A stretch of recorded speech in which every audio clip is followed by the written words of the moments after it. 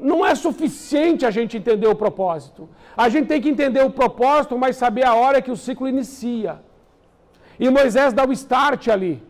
E ele faz tudo errado, ele mata aquele homem, ele esconde aquele homem debaixo da areia.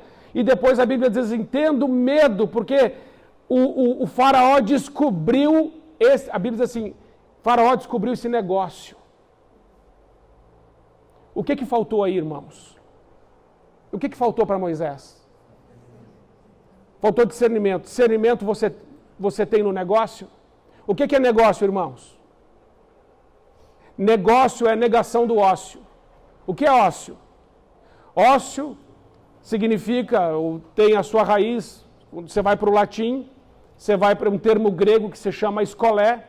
Ócio aponta para a escola é prerrogativa de gente livre. Ócio é lugar de buscar sentido, significado, lugar de reflexão. Negócio é negar o ócio. Negócio é negar-se à reflexão, a buscar sentido, a buscar significado. Negócio é você ser engolido pela máquina. Negócio é você sair de casa 5:30, 6 da manhã, voltar para casa, como lá os escravos do Egito, voltar para casa já anoitecendo, tão cansado que você não consegue pensar. A única coisa que você quer comer alguma coisinha. Ir para onde? Para a cama. Quando muito liga a televisão e vê um programa que não te acrescenta absolutamente nada. Aliás, você não vê. Você passa os 170 canais que você tem na sua televisão e você ainda xinga e fala assim, tá passando nada. Não é assim que a gente fala? Tá passando nada aqui, ó. E você está moído, cansado. Quando Moisés estava no Egito, o Egito é símbolo de mundo. Faraó, símbolo de Satanás. Quando a pessoa está no mundo, quando a pessoa está ali no lugar que é governado pelo diabo, a pessoa está vivendo num sistema do negócio, onde ela se nega ao ócio, ela não pensa, ela trabalha, ela lê e-mail, ela vê mensagem, ela fica entretida com todo tipo de coisa, e aí ela já não consegue mais pensar em propósito, ela não consegue mais pensar em ciclo, ela não consegue mais pensar no Espírito Santo, ela não tem tempo de orar, ela não tem tempo de nada. Vocês estão olhando com a cara para mim, você está falando de mim aí, pastor? Irmãos, é ou não é? Quem que chega depois do trabalho, toma um banho e fala assim, gente boa, faz silêncio aí, eu vou fazer uma reflexão agora aqui. Vai não. É difícil. Para fazer isso você tem que acordar mais cedo. Ou você dá a primeira hora do seu dia, ou você não dá nenhuma.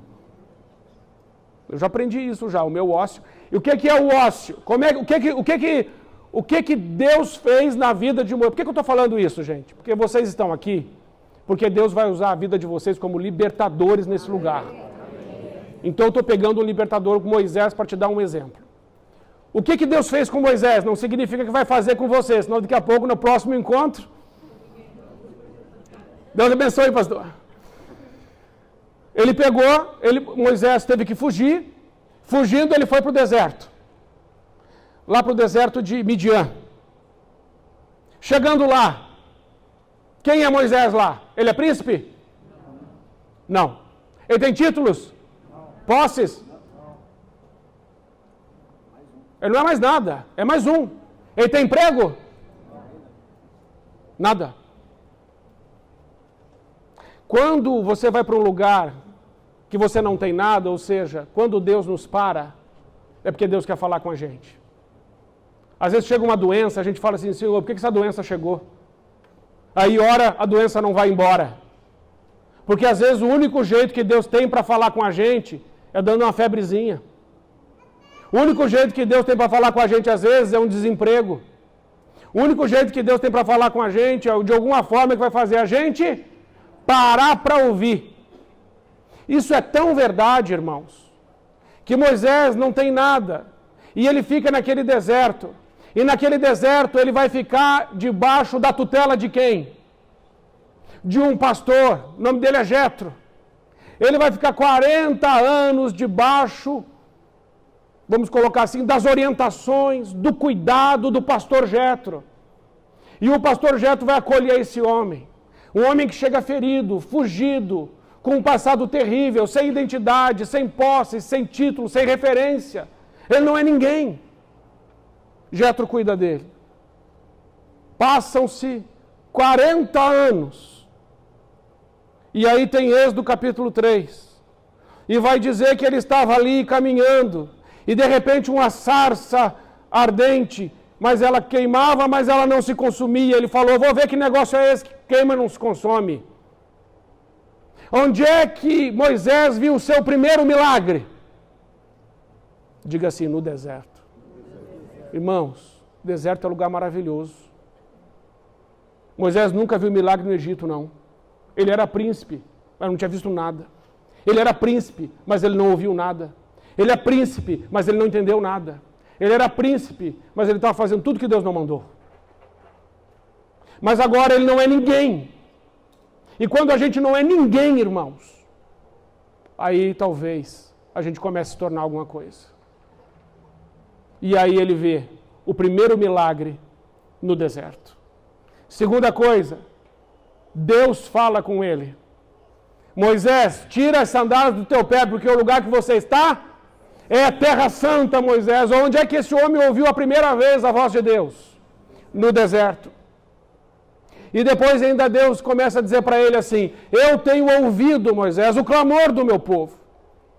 E Deus começa a dividir com Moisés o que estava no céu. Deus começa a dividir o que está no coração dele conosco, irmãos. Quando nós estamos vivendo no deserto. O que é viver no deserto?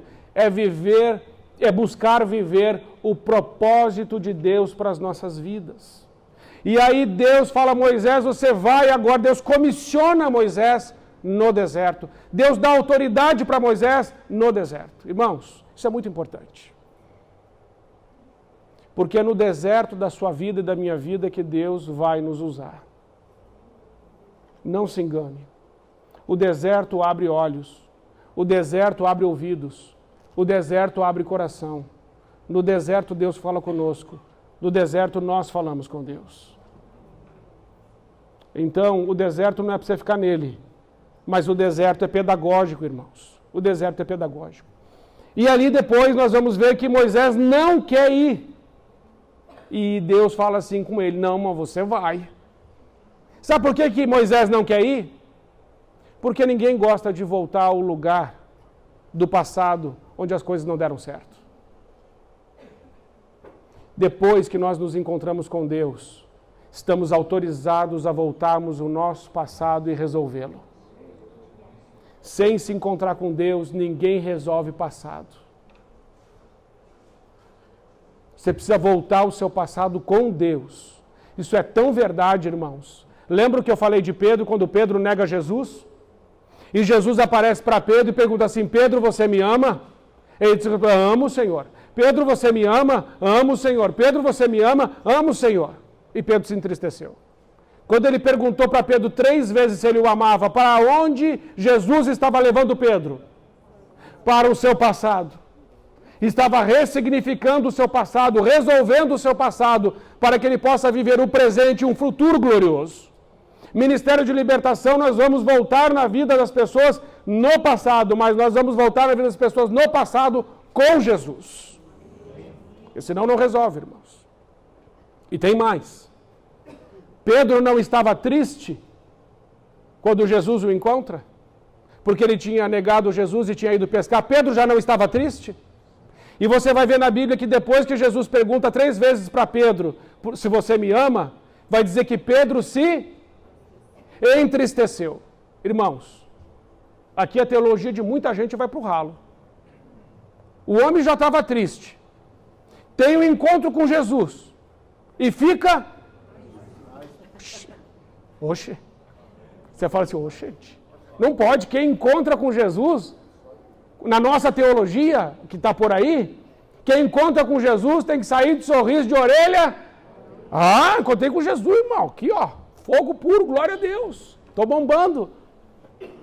Não. Pedro estava com a tristeza errada. Acho que é 1 Coríntios 7,10, corrija se eu estiver enganado, que diz que a tristeza, segundo o mundo, produz a morte. Mas a tristeza, segundo Deus, produz Vida é 1 Coríntios 7,10? Confere aí, irmão. Seja bereano. Olhe nas escrituras. Então é 2 Coríntios 7,10, como eu havia dito. Entendeu? É 2 Coríntios 7,10, está lá. Certo? Falei? Vocês estão ligados. Essa tristeza que produz a vida, essa tristeza que Jesus veio trazer para Pedro. No Ministério de Libertação, nós não temos compromisso com as pessoas de elas saírem dos nossos atendimentos sorrindo. Nós não temos compromisso com elas saírem se sentindo bem. Nós vamos promover um encontro com Jesus. E talvez esse encontro com Jesus a pessoa saia mais triste do que chegou. Só que a tristeza do arrependimento é a tristeza que produz vida, dedicação, compromisso, responsabilidade, envolvimento com o Senhor. E dessa tristeza, meus irmãos, nós precisamos. A igreja precisa se entristecer mais com os pecados, com os erros. Precisa confessar mais. E aí Deus pode usar mais. Amém, irmãos? Amém. Fechando parênteses, a gente continua. O propósito, então, o que é o mapeamento? O propósito do mapeamento. Meus irmãos, eu quero começar com vocês, eu não vou dar continuidade igual eu trabalhei no outro treinamento, eu vou começar algo novo na próxima, com a permissão do pastor Odilon, começar algo novo no próximo encontro. Nós vamos começar o próximo encontro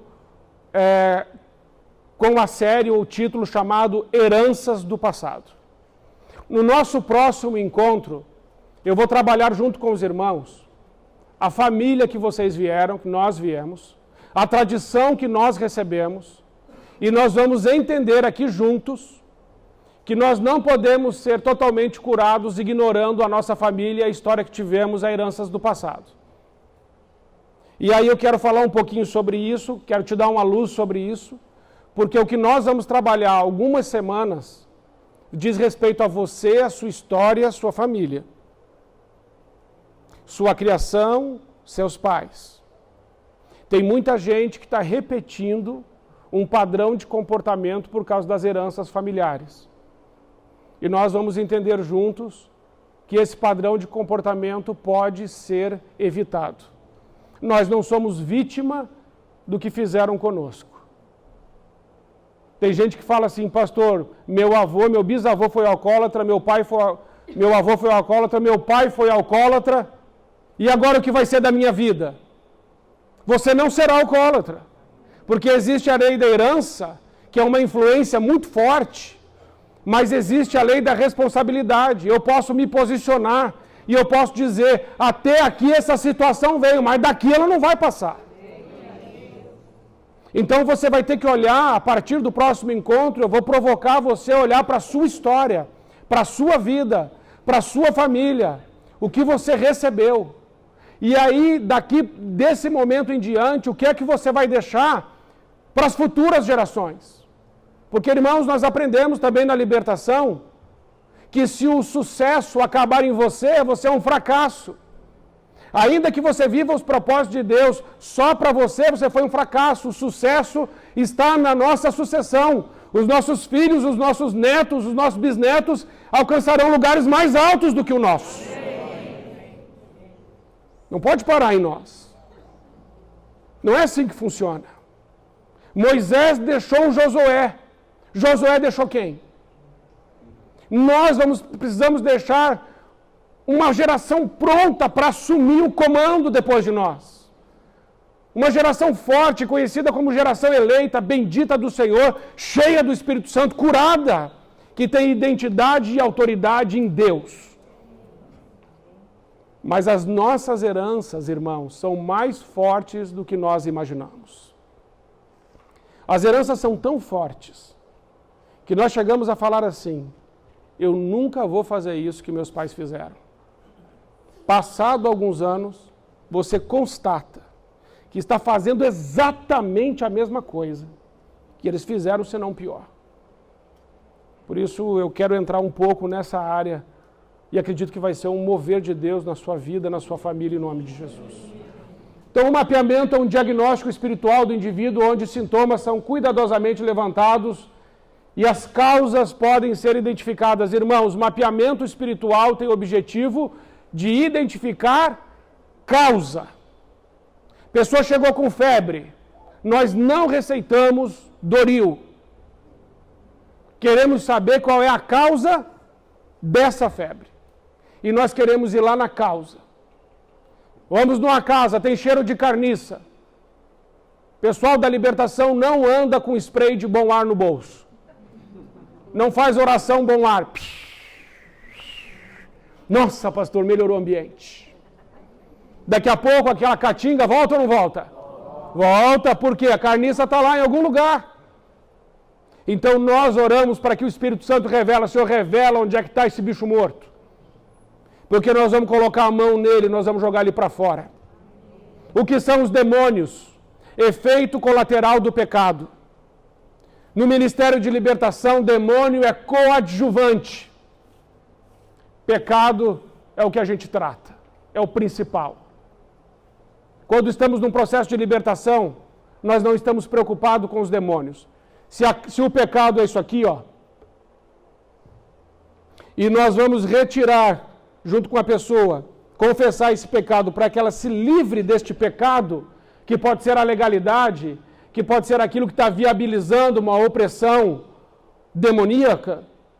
Quando nós vamos aqui, um demônio pode se manifestar para impedir isso. O que nós vamos fazer é mandar ele calar a boca e sair da nossa frente, porque nós temos um compromisso com essa vida, e Jesus já comprou ela com o seu sangue, e esse pecado vai ser levado à cruz e essa pessoa será liberta. Portanto, irmãos, o nosso foco é na causa.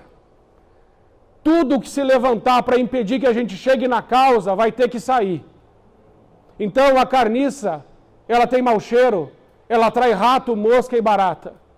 Nós não estamos nos importando nem com o mau cheiro, nem com o rato, nem com a mosca, nem com a barata, porque quando a gente jogar a carniça fora, tudo isso vai junto. Amém, irmãos? Amém. Senão fica aquele ministério do quebra-quebra, sai-sai. Só que daí vai e volta, e não resolve. Aí você fica pensando que você não funciona, Jesus não funciona, nada funciona. Não tem nada a ver. O ministério de libertação não é expulsar demônios. O ministério de libertação é restaurar o propósito para o qual essa pessoa foi criada. É colocá-la lá. E tudo que impedir isso vai ter que sair. Portanto, pode levar algum tempo. Pode não ser rápido. Mas com certeza será eficaz. Então nós lidamos com as causas. Buscar informações da história da pessoa e da família, com o objetivo de identificar sintomas, repetições, perseguições, indícios de cativeiros ou prisões espirituais. É isso que eu quero que você se ofereça nesse tempo para participar. Para a gente entrar na tua história e ver esses sintomas, padrões de repetições, nós vamos caminhando juntos, a gente identificar isso e vamos levar isso à cruz. Investigar as causas de maldições, cujas fontes estão relacionadas com pecado pessoal, iniquidades geracionais, traumas, injustiças, pactos e alianças. Irmãos, causas de maldições. Maldição, vamos desmistificar já. Maldição, não existe, irmãos, no Ministério de Libertação, culto de quebra de maldição. Por quê, irmãos? Porque a maldição é a consequência do quê? A maldição é a consequência do pecado. Deus não amaldiçoa. Deus disse que se nós não obedecermos a Ele, as maldições descritas lá em Deuteronômio 28, a partir do versículo 15, nos perseguirão e nos alcançarão, se nós não obedecermos. Então a maldição, ela é um sintoma que existe pecado. Portanto, um culto de quebra de maldição não tem lógica bíblica nenhuma. Como assim?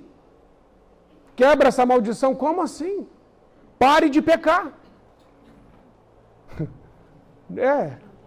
O jeito, né? O jeito manso, humilde de falar, né? Como Deus para Elias, né? Aquela brisa suave e calma, com aquela voz doce. Para de pecar! Que esse sintoma, essa maldição vai sumir automaticamente. Da mesma forma, não existe culto da bênção. Porque a bênção é consequência de quê? Da obediência. Se você for obediente, é claro que existe o culto da... Quando eu falo assim, gente, é claro que existe. Porque estarmos na presença de Deus é uma... Adorar a Deus é uma bênção. O que eu estou aqui dando é vocês parem. Porque às vezes alguém fez culto da bênção aqui e vocês já estão olhando para a pessoa e falando, para com isso. O que eu estou falando aqui é num foco bem específico de libertação. Dentro do entendimento, de quebra de maldição. Amém, irmãos? Pelo amor de Deus, pastor Odilon me manda um zap. Então, a bênção é consequência da obediência, ponto final. Você não precisa orar para ser abençoado. É só você ser obediente. Então, isso precisa ser entendido também. Perfil do ministrador, do libertador. Então, a cruz de Cristo é a resposta de Deus para a queda humana, enquanto a crucificação é a resposta humana que damos a resposta de Deus, validando tudo que Jesus fez. A cruz de Cristo é a resposta de Deus. Mas a nossa crucificação é a resposta humana, nossa resposta. Nós precisamos também ir para a cruz. Então, quem quer trabalhar com o Ministério de Libertação precisa tomar uma decisão. Eu vou para a cruz. Não tem lugar para carnalidade, não tem lugar para pecado, não tem lugar para mentira, não tem lugar para orgulho, não tem lugar para pornografia, não tem lugar para inveja, não tem lugar para competição, não tem lugar para rebeldia. É submisso, é obediente, é crucificado, é sim, Senhor, estou aqui, eis-me aqui, Senhor. Para Deus poder nos usar. O ministrador desempenha uma função de intercessor, livre de pré-julgamentos, pronto a ouvir a pessoa e o Espírito Santo. Amém? Intercessor, pronto a ouvir. Irmãos, é muito importante isso aqui, livre de pré-julgamentos. Porque às vezes a pessoa que você vai atender, você conhece. Aí a pessoa começa a falar e você fala assim, é isso aí. Já sabia, já. Já era, irmão, já foi uma piada, acabou já. Então é livre de pré-julgamento, ele não julga. A gente está se colocando uma figura de intercessor por aquela pessoa. E orando para que venha a revelação. Por exemplo, sexta-feira passada, no final do culto de libertação, lá da igreja, uma mulher ficou endemoniada. Então ela ficou endemoniada, e aí ela estava aqui na frente, e aí nós começamos a ministrar nela. Tudo o que fazíamos não dava resultado. Pense nisso. Você está ali, em nome de Jesus, sai. Não saiu. Em nome de Jesus, saia. Não saiu. Em nome de Jesus, saia. Não saiu. Aí você começa a pensar que o problema está onde? Em nome de Jesus, preciso melhorar. Em nome de Jesus, e enche, Senhor. Em nome de Jesus, não me deixe passar vergonha. Em nome de... Entendeu? Nunca faça isso. Jamais entre nessa. Essa aí é uma estratégia do diabo. Se você falar em nome de Jesus e ele não sair, você tem que ter uma coisa na sua mente. Ele está derrotado e ele vai sair. Então você precisa de ter, na libertação, precisa ter fé. Amém, irmãos? Amém. Porque não tem. Você tem que entrar sim na batalha. Não tem. Vai sair. Só que aquilo que nós estávamos fazendo não estava funcionando. Por quê? O que estava faltando ali naquele momento? Revelação. Faltou revelação. E aí, tentamos um pouco mais, nada. E às vezes acontece com um, às vezes acontece com o outro, às vezes é com o outro. Dessa vez aconteceu comigo. E eu falei assim para Deus, Senhor, o que está acontecendo com essa mulher? E o Espírito Santo me falou assim, é um espírito de mentira. Enquanto você fala uma verdade, ela ouve uma mentira. Eu falei, meu Deus, como pode um negócio desse? Porque muitas vezes acontece mesmo, o pastor está pregando no culto uma verdade e a pessoa está rebatendo aquela verdade com um monte de mentira, mas nem é ela. É o diabo que está agindo ali, daí fica aquele coração endurecido, a mensagem não entra.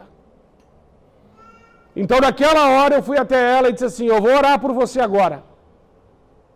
E quando eu terminar essa oração, você vai estar totalmente liberta. Irmãos, ao mesmo tempo que eu disse isso, lá no fundinho, você sabe como é que é? Sabe o que é? Bem no fundinho, no fundinho, eu pensei assim, mas e se? Como que eu fico? Irmãos, nós somos uma miséria, irmãos. Nós somos uma miséria. Em vez de eu me preocupar com a mulher que está oprimida, eu estava preocupado com a minha. Deixa eu te dar uma palavra sobre isso. Pessoas que estão preocupadas com a reputação não vão longe no ministério de libertação. Deus está preocupado com o teu caráter, está lixando para a tua reputação. Aliás, ele não está lixando. Ele não está. Eu não quis dizer isso. Deixa eu melhorar. Gênesis 11. Aqueles homens lá construindo aquela torre. Nós vamos fazer os nossos nomes grandes, famosos. E Deus vai lá e derruba o brinquedinho deles, acaba com a festa, confunde as línguas. Ninguém ficou famoso. Aí Deus chega para Abraão e diz assim: Abraão, eu farei o teu nome famoso, grande, mas você precisa ser perfeito, anda com caráter e integridade na minha presença, que da tua reputação eu cuido. Se você tiver caráter, Deus cuida da tua reputação. Melhorou agora, né, irmãos? Melhorou. Se você tiver caráter, Deus cuida da tua reputação. Se você estiver preocupado com reputação, é porque você não está com o seu caráter todo ainda. Precisa melhorar. E naquela hora mesmo eu já pedi perdão para Deus. Eu falei assim: Senhor, o problema aqui não sou eu, e nem o que vai acontecer comigo. Eu quero ver essa mulher livre em nome de Jesus. E aí eu fiz a oração com fé, sem duvidar. E na mesma hora, a mulher foi liberta. Irmãos, que sensação. É bom, não é bom? Nossa, que sensação. Ao mesmo tempo que ela liberta, você tem convicção, lá dentro você fala assim: ufa, glória a Deus, deu certo. Jesus dá certo, irmãos. Jesus funciona. O problema não é ele, né? Mas a gente está aprendendo. Isso aí é para você ver que eu não sou diferente de nenhum de vocês, irmãos. Tenho os mesmos conflitos, passo pelos mesmos problemas, sinto as mesmas dores. E também, no frio, não quero sair da cama. Nós somos todos iguais. Amém, irmãos? Perfil do ministrador. Então aqui, mas vós quem sois? Identidade e autoridade. O ministrador precisa responder essa pergunta. Vós quem sois? Irmãos, isso é muito importante. Os filhos daquele sumo sacerdote estavam expulsando demônios no nome de Jesus que Paulo prega. E estava dando certo. Então, no ministério de libertação, algumas pessoas até podem expulsar demônios no nome de Jesus. Isso pode dar certo durante algum tempo. Mas certamente isso não dará certo por todo o tempo.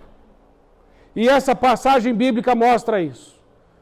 Que aquela casta de demônios que aqueles 7 filhos de Seva foram expulsar, falaram assim para ele: nós sabemos quem é Jesus, nós sabemos quem é Paulo, mas vós quem sois? E deram uma surra tão grande neles que eles saíram envergonhados e nus. Nós precisamos saber quem somos. Nós sabemos muito bem quem nós somos aqui na Terra. Nós temos uma identidade e um RG, um CPF aqui na Terra, um CEP. Nós sabemos dizer decora até. Mas às vezes, irmãos, temos dificuldades de dizer quem nós somos espiritualmente. Jesus te criou. Foi Jesus que te fez. Quem criou essa cadeira, chamou cadeira e diz o que é e diz para que serve. Quem cria, diz o que é e diz para que serve. Isso é uma prerrogativa do Criador. Só o Criador pode dizer o que é e para que serve. Se o homem cria e diz o que é e para que serve, mais Deus ainda.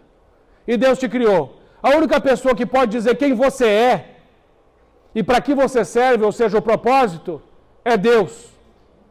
E para saber quem você é, primeiro você precisa saber quem você não é. Você não é o resultado dos seus títulos e das suas posses. O mundo vai ter um conceito sobre você. O mundo pode dizer que você é uma pessoa bem-sucedida pelo resultado que você tem, pelos títulos que você possui, pelas posses que você tem. O mundo vai olhar para você e vai dizer assim, essa pessoa aí, ó, é a pessoa de destaque. Para quem? Para o mundo. Mas o mundo não pode dizer que nós somos, porque nós não fomos criados pelo mundo, nós somos criados por Deus. Então o conceito do mundo não vale, seja bom ou seja ruim, porque no mundo a pessoa também pode ser rotulada como pobre, fracassada, miserável, ignorante, uma pessoa que não tem futuro. Inclusive você também não é o que a sua família às vezes diz que você é. Que você é burro, idiota, fraco, vagabundo, sem vergonha, não presta, só dá prejuízo. Às vezes ouve. E ouve ainda de figura de autoridade, pai e mãe. E começa a acreditar que você é aquilo que aquelas pessoas disseram que você é, ou que o mundo diz que você é. Só que o que acontece, irmãos, é que ninguém, fora Deus, pode dizer quem somos. Então eu não sou o que o mundo diz que sou. Eu não sou o que a minha família diz que eu sou. Ainda que a minha mãe tenha dito assim, você é a coisa mais linda do mundo. Dá para acreditar? Dá, ué. Dá. Mas de verdade, imagem e semelhança de Deus. Dá para acreditar. Você está me entendendo? Você não é o resultado das suas conquistas e nem dos seus fracassos. Que a gente que conquistou muito nessa vida e fala assim, eu sou um sucesso, eu sou o cara. Não, não é não. Tem gente que não conquistou nada e fala assim, eu não sou ninguém. Eu não dei resultado, eu não apresentei resultado. E porque eu não apresentei nenhum resultado, então eu não sou ninguém. Isso não é verdade. Então você não é o que o mundo diz que você é, você não é o que a sua família diz que você é, você não é quem você pensa quem você é.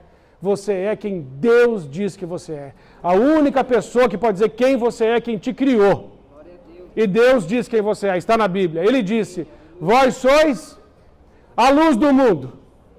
No Ministério de Libertação precisamos entender muito bem isso. Mateus 5, 13 e 14. Vós sois a luz do mundo e o sal da terra. Irmãos, se eu sou a luz do mundo, e Jesus disse isso, Jesus mente?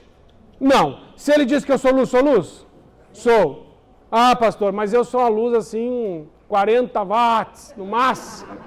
Para com isso, irmão. Até desse jeito você está tentando se diminuir. Não. Você é luz. Aonde você chega, o que as trevas têm que fazer? Tem que sair. Por quê? Porque você chegou. Você é luz. Aonde você chega, é um raio de luz chegando. Deus já falou isso. Aonde tem trevas, eles sabem que você chegou. E você não é só luz, mas você é sal. Aonde você chega, a putrefação que o pecado provoca tem que parar, porque quando a gente joga o sal na carne, a carne para de apodrecer. Aonde você chega, que tem a podridão do pecado, o pecado precisa parar. Você chegou, o pecado para. Você chegou, tem luz. Aonde você chega, a conversa passa a ter sabor. Aonde você chega, as pessoas têm sede de Jesus, porque sal provoca sede. Aonde você chega, você exerce a sua identidade. Amém. Você é um instrumento de justiça. Você é templo do Espírito Santo. Você é a casa de Deus, morada do Altíssimo. Você é mais que vencedor em Cristo Jesus. Você tem autoridade para pisar serpentes, escorpiões, todo o poder do inimigo, sem que absolutamente nada te cause dano algum. Você tem essa autoridade. Deus deu essa autoridade. Ele está sentado. Efésios 2,6. Onde Jesus está? Onde nós estamos? Assentados com Cristo nas regiões celestiais. O que isso significa? Nós estamos numa posição de autoridade com Cristo. Estamos assentados com Ele, isso é posição de autoridade. E desse lugar nós podemos declarar algumas coisas sobre o mundo das trevas. Não há lugar para o medo. Não há lugar para a insegurança. Não há lugar para a dúvida. Amém, irmãos? Amém. E também precisamos saber quem é Deus. E aí quando você lê o Salmo 18, Davi num salmo de guerra como o Salmo 18, ele já começa dizendo o que acerca de Deus? Tu és a minha rocha, tu és a minha fortaleza. Irmãos, é importante isso. Dizer quem Deus é, ter isso de memória. Senhor, tu és a minha rocha, Tu és a minha fortaleza, o meu alto refúgio, o Senhor é meu escudo, o Senhor é minha torre forte, o Senhor é meu libertador, meu amigo, meu pai, meu pastor, o Senhor é o maravilhoso conselheiro, Deus forte, Pai da eternidade, o príncipe da paz, o Senhor é o Rei dos reis, o Senhor dos senhores, o Senhor é o alfa e o ômega, o primeiro e o último, o Senhor é o ancião de dias, o bom pastor, o El Shaddai, o Adonai, o Senhor está comigo todos os dias até o final. Estou sozinho, Deus está comigo, Ele disse, nunca te deixarei, jamais eu te abandonarei. Irmãos, essa convicção de quem é Deus, Deus presente, Deus Pai, Deus conosco, Emmanuel, se não tivermos essa convicção, as circunstâncias podem roubar de nós a nossa fé, irmãos. Isso é boa. Não se tornar um pai de santo evangélico. O que é pai de santo evangélico? Você está tentando dar solução que não estão fundamentadas? Irmão, isso aí... Não. Ministério de Libertação trabalha com um livro só, a Bíblia.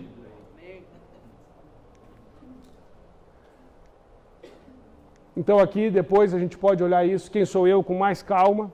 Tá bom, irmãos? Esse material vai ficar depois para vocês.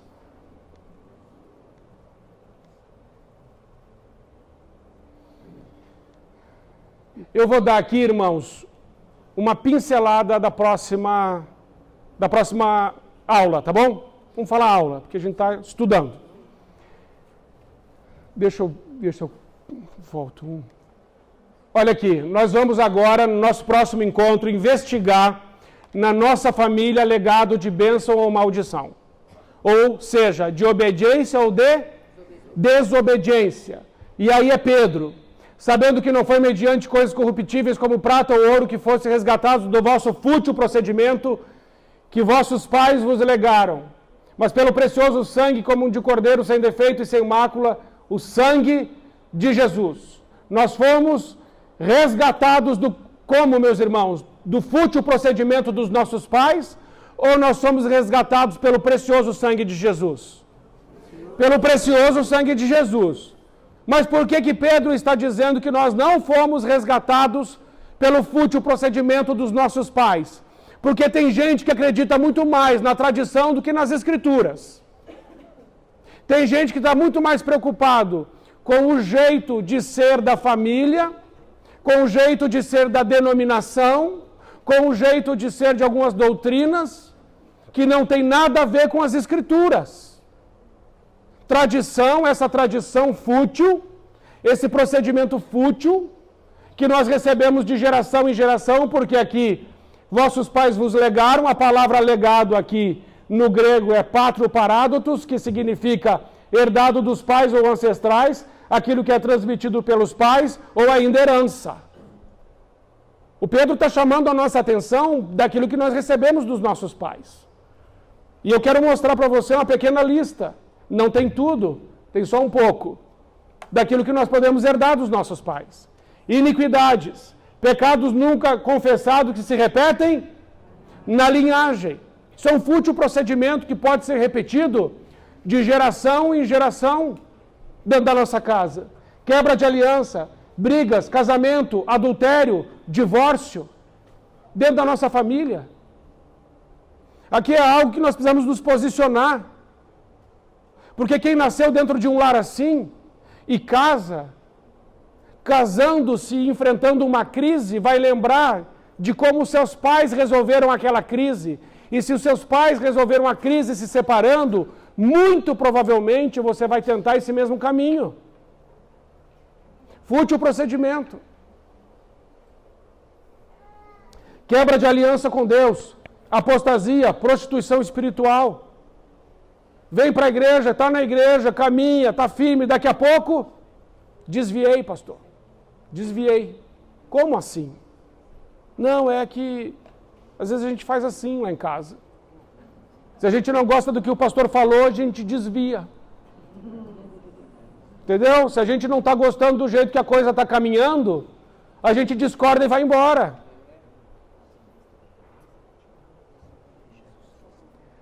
Idolatria, cego, surdo, mudo, paralisado, Salmo 115.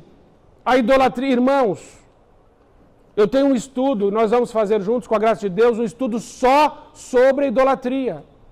Porque assim como eu, talvez você tenha vindo do catolicismo. Quem veio do catolicismo? Nó. Olha aí. Eu ia ser padre. Irmão. Não dei amém. Eu ia ser padre, eu não ia estar casado, não ia ter filhos. Eu não ia estar casado, irmãos. Meu Deus. Olha do que Deus livrou do celibato. Celibato não é de Deus, não. Aí eu vim de lá. Então você tem, vocês todos que ergueram a mão, que a grande maioria que está aqui, veio desse contexto de idolatria. E veja só, irmãos, como a idolatria ela é ignorante. Paulo começa quase todas as cartas 13 do Novo Testamento, ele começa assim: aos santos que estão na Galácia, aos santos que estão em Filipe, aos santos que estão em Roma, aos santos que estão em Éfeso, aos santos que estão em Corinto. É ou não é? Pois é. Sabe o que significa a palavra santo? Separado. Todo mundo que estava dentro daquela comunidade de fé tinha um comportamento irrepreensível? Ou lá em Corinto tinham irmãos que se embriagavam com a ceia e comiam tudo antes dos outros chegarem? Os santos de Corinto. Pensa, irmão. Era tudo santinho? Não. Só que na igreja católica que eu vim, santidade é mérito. E na Bíblia, santidade não é mérito, santidade é graça. Não é mérito, santidade não se conquista. Eu sou santo porque eu sou separado. E se eu sou separado, eu fui separado pelo sangue de Jesus, do inferno para o céu, do ódio para o amor, do desespero para a esperança, da dúvida para a fé, das trevas para a sua maravilhosa luz. Eu fui separado. Ser santo vem de cima para baixo, não é de baixo para cima, não é por obras. É pela obra da cruz. E aí você vai diante de uma imagem para fazer um pedido. Irmãos, eu aprendi, enquanto seminarista da Igreja Católica, eu aprendi que só Deus é onisciente, onipresente e onipotente. Talvez você tenha aprendido isso também na sua catequese ou em alguma coisa que você estudou.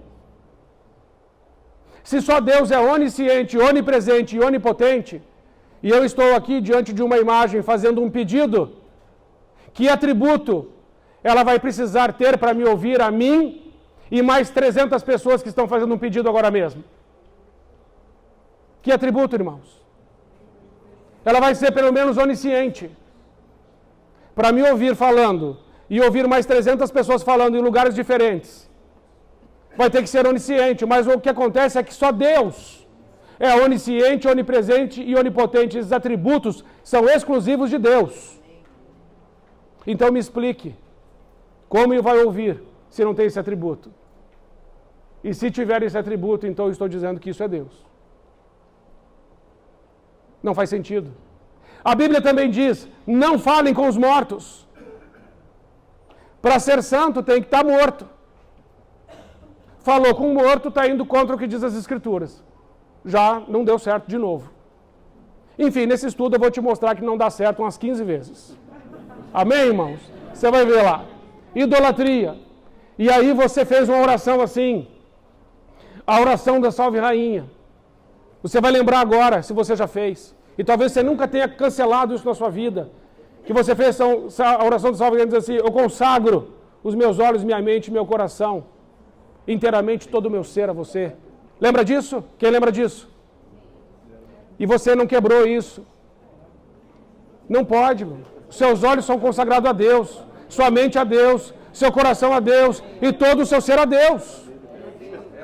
Mas você quantas vezes consagrou e reconsagrou? A idolatria é algo muito sério, que cabe uma conversa. Rebelião contra os pais, sequidão, miséria, esterilidade na sua família, às vezes rebelião contra os próprios pais. Como é que funcionou isso na sua casa? Como é que foi a sua criação? Como você saiu de casa? Como você casou? Foi bastardia, não foi bastardia? Foi em rebelião, não foi em rebelião? Como foi? Falta de perdão, jugo desigual, palavras ou pragas proferidas dentro de casa, que acabamos de falar, que deforma a identidade, ocultismo, morte, roubo e a área sexual. Tudo isso, irmãos, nós precisamos fazer uma investigação. E aí eu quero, a partir da próxima aula, mostrar a vocês isso. Paradigma oriental, o problema é meu. Mas o paradigma bíblico não é assim. Eu vou mostrar no nosso próximo encontro que quando um membro da família peca, quando um peca, ele vai ter as consequências sim do seu pecado. Mas não significa que as consequências daquele pecado irão parar somente. Então essa coisa de eu pequei e o problema é meu, nós vamos ver biblicamente que isso não funciona. E eu quero mostrar para você isso a partir do nosso próximo encontro, sobre as heranças do passado, sobre a sua história, sobre a sua família, confrontando isso com as Escrituras. Amém, irmãos? Tudo bem até aqui? Então, na próxima aula, ou no próximo treinamento, estudo, nós vamos entrar muito na tua história. Peço que essa semana você ore a Deus, e na outra semana também, pedindo a Deus revelação. Pedindo a Deus, Senhor, traga à luz a minha história, a minha família, situações que precisam ser levadas para a cruz. Faremos isso juntos no próximo encontro.